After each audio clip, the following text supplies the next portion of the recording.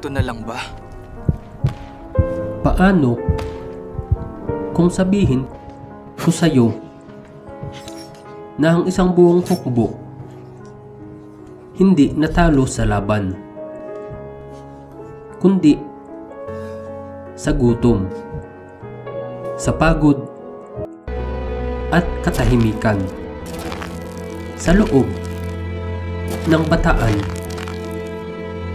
May isang gabi na walang putok ng baril, pero doon nagdesisyon ang kasaysayan.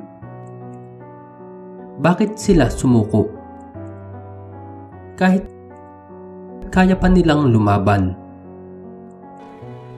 At ano ang nangyari matapos ang desisyong iyon?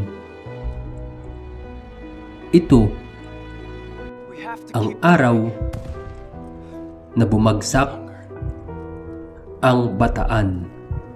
Pero kung bago ka pa lang sa ating channel, pakipindot na din po ng like, subscribe at bell notification button para palagi kang updated kapag may mga bago tayong kwentong kagaya nito.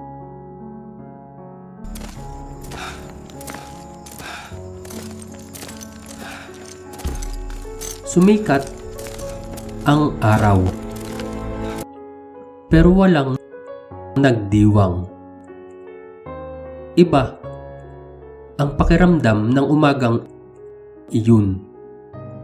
Parang alam ng lupa na may magtatapos. Ako si Andres, at ito ang araw na hindi ko makakalimutan. Wala ng lakas ang karamihan sa amin. Ang iba nakatayo lang, pero wala nang diwa.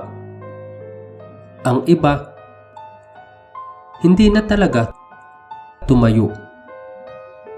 Ilang araw na kaming walang sapat na pagkain. Halos walang tubig